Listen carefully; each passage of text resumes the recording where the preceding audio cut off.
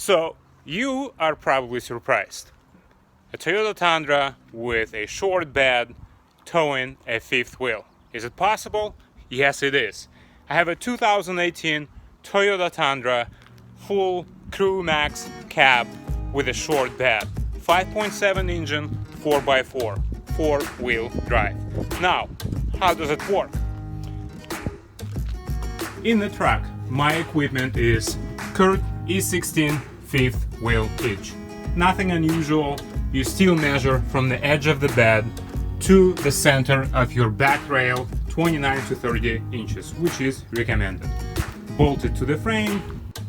So then how is it possible to tow a fifth wheel in this tandem with a short bed and standard setup in your bed? And the secret is right here, Reese Sidewinder. Here is the model. And the way it works, it basically replaces your original hitch that is attached to your trailer, and it's moving your pin from about here to where it is right now.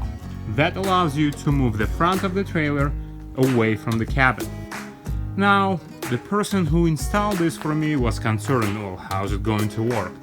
Will it hold? Will it not? Yes, it does, no problem. Because your weight is still going to be right here, and your hitch on your truck is attached right over your axle. In other words, all the weight that was in the past with the standard hitch was about here. Now it's here. And your trailer is moved back. Now you can make turns without any problems. Works great. This is my second truck that I'm using. The previous was F-150 2011 with 5.0. Both trucks performed well. I had to reinforce my suspension with an additional leaf, and as you can tell, or if you know, it only works or get low down after the truck is loaded to its maximum capacity. In other words, when you're driving this on day-to-day basis, you're not feeling any difference at all. And to level the truck, I had to put a 2.5-inch spacer in the front. Overall, this tandem works great.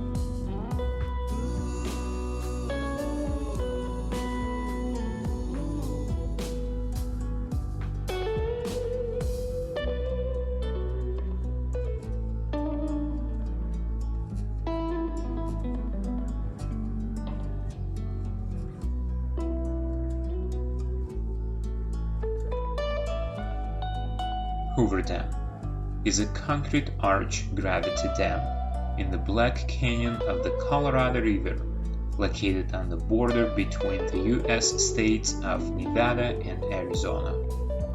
Construction of this project began in 1931 and was dedicated on September 30th of 1935 by President Franklin Roosevelt.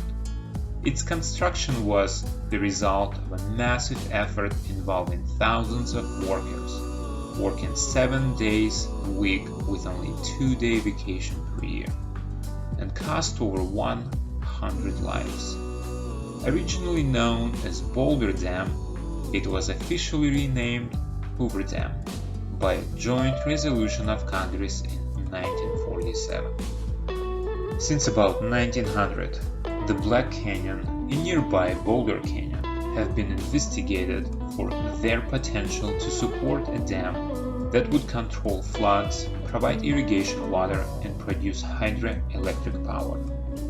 In 1928, Congress authorized the project. The winning bid to build the dam was submitted by an association called Six Companies, which began construction of the dam in early 1931. Such a large concrete structure had never been built before, and some of the methods were unproven. More than a dozen of new techniques were implemented on this project. One of them was to slow down the curing time of concrete, which was achieved by supplying cold water to the attached pipes at the lower elevations while filling the new forms at the upper elevations, allowing smoother, more consistent, and more rigid structure at vertical production. The hot summer weather and lack of facilities near the site also presented difficulties. Nevertheless, 6 companies turned the dam over to the federal government more than 2 years ahead of schedule and under the budget of less than $49 million. The dam's 16 turbo generators provide power for public and private utilities in Nevada, Arizona, and California. Hoover Dam is a major tourist attraction. Nearly 1 million people tour the dam each year. Hoover Dam impounds Lake Mead, the largest reservoir in the United States by volume, when it's full. The dam is located near Boulder City, Nevada, that was originally constructed for workers on the construction project, about 30 miles or 48 kilometers southeast of Las Vegas, Nevada. Unfortunately, to our disappointment, the city does not present any of its close to 100-year heritage.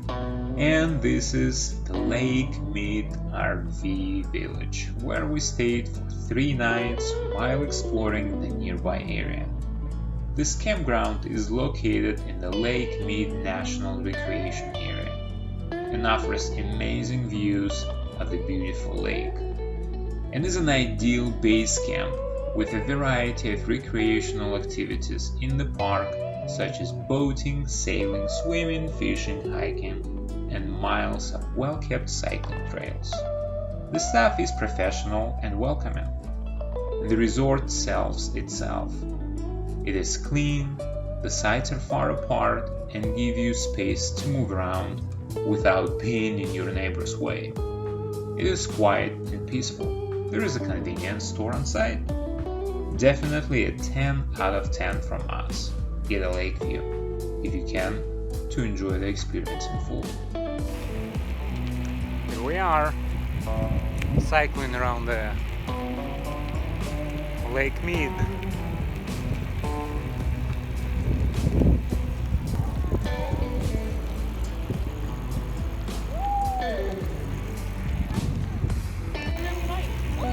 How's it going, Andrew? Going good?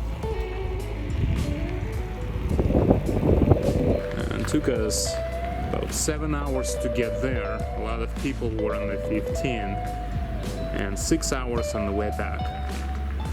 Again, track did well, no issues. Towing up the long grades going up to Las Vegas from LA on the 15. And the track could do all the way up to 70-75 without any problem. So, in other words, this is a good substitution to a diesel if you're looking to tow up to 10,000 pounds trailers. And naturally aspired 5.7 bulletproof engine. Highly recommend. My second choice would be 5.0 F-150, also a great truck. I had it up to 220,000 miles without any problems. Guys, thank you for watching. I hope this video was helpful to you. Definitely would be helpful to me when I was researching on this tandem about 5 years ago. Now it works. I put about 12 to 15,000 miles between this truck and the F-150. I recommend do it. You'll have fun. You don't need to have anything special.